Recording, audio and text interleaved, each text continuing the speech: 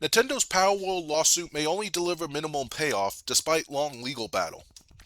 Nintendo's ongoing legal dispute with Palworld developer Pocket Pair is reportedly approaching a key stage, but the financial outcome may end up being far smaller than many expected, raising questions about the practical impact of the case.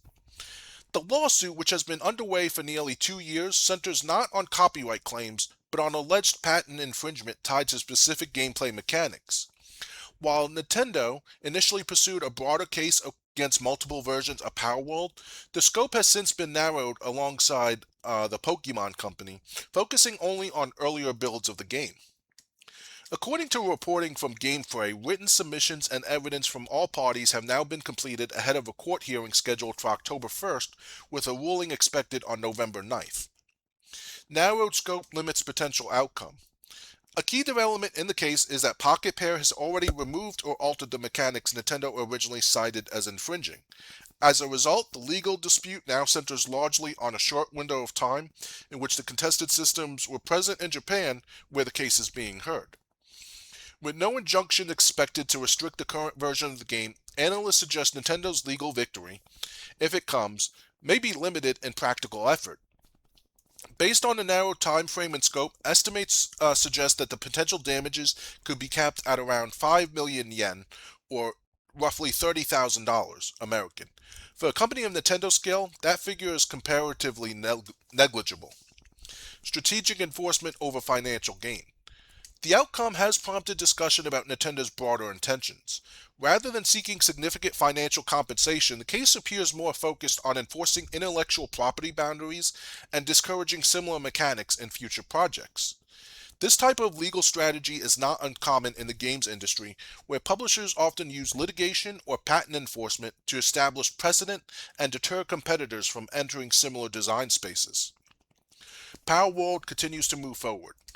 Meanwhile, Palworld itself remains on track with continued development.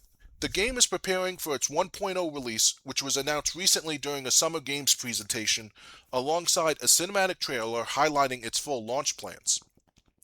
Developed by Pocket Pair, the game has maintained strong visibility since its early access debut, despite ongoing comparisons and controversy surrounding its creature collecting mechanics. Community reaction remains divided. Online reactions to the lawsuit have been sharply split. Some argue Nintendo is fulfilling its responsibility to defend its intellectual property, regardless of the final payout, while others question whether the legal effort matches the likely return. Supporters of Nintendo's position say companies must actively protect their IP or risk weakening it over time. Critics, however, argue that the case highlights the limit of patent-based claims in fast-moving game design spaces, especially when mechanics evolve during ongoing development. A case with more symbolism than stakes. As the case approaches its final stages, it increasingly appears that its significance may be less about financial impact and more about precedent and messaging within the industry. Whether the ruling ultimately favors Nintendo or not, the relatively small potential damages underscore a broader reality. Many high profile gaming lawsuits are far less for immediate payouts and more for long term strategic positioning.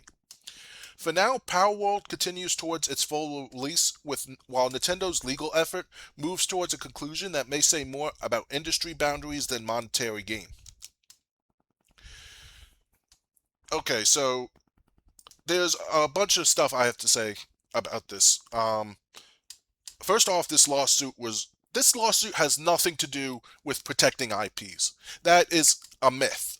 Okay, this got hurt that Nintendo had an idea like Pokemon, and someone else had a similar idea that didn't infringe on Pokemon, and Nintendo wanted to basically stop any other company from creating a game where you collect creatures. I even said when the lawsuit was first filed, what's next? Is Nintendo gonna say, "Hey, your character can't swing a sword. Link does that in A Legend of Zelda. No sword swinging for you." Where does the stupidity end after that?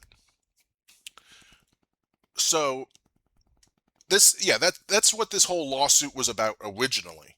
I think Nintendo uh, was gonna lose on that front. That's why they're saying now it's about something different. Secondly, Pocket Pair does not infringe on IP. What is Pikachu in Pocket Pair? Is Jigglypuff? Is uh wow is Bulbasaur? I haven't played Pokemon since I was a kid. Are any of those characters from Pokemon? Is Ash from Pokemon in Pocket Pair? I don't think so. So what intellectual property is being infringed on again? That's ridiculous. Um, it's basically Nintendo just did not like the fact that someone had their took the core idea of Pokemon, made their own creatures, and made the game different enough, but with some similarities. And even then, before this whole thing turned into a lawsuit that's been, I didn't even know, still going on, to be honest. Because this started like what, over a year ago, when Nintendo first got upset that Pocket Pair was too similar to Pokemon. Um, I even said, you can't you can't patent gameplay systems. You can't patent sword swinging. You can't patent platforming. You can't patent. I mean, imagine how many games, fewer games we would get if you could patent stuff like that. Mario's a platformer. No more platformers on any system. Really. Uh, I don't think I need to make more examples because I think you see the stupidity of what Nintendo originally was going after.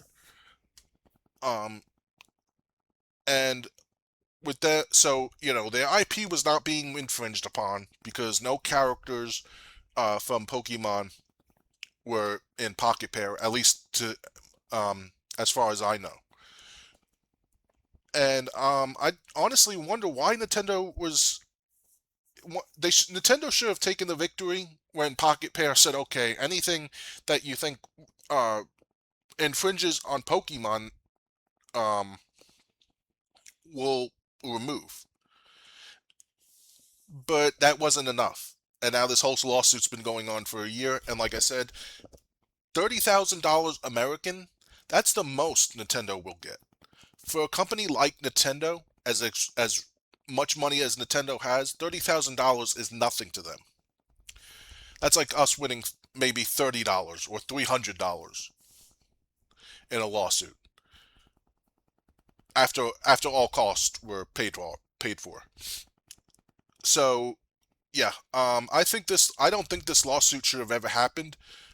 I think and I hope Nintendo does not try this again with some other company because, like I said, what are they going to go after next? You got Mario who's platforming. You got Link who's uses a sword.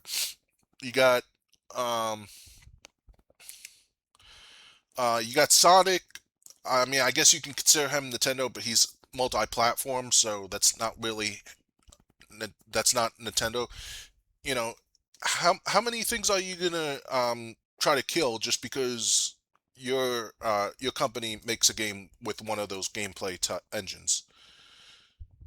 What next? Are we gonna start patenting gameplay engines now? So yeah, I feel like this lawsuit should have never happened. I feel like Nintendo shouldn't have been so anal about about um about saying Pocket Pair was infringing on Pokemon. Um, but what do you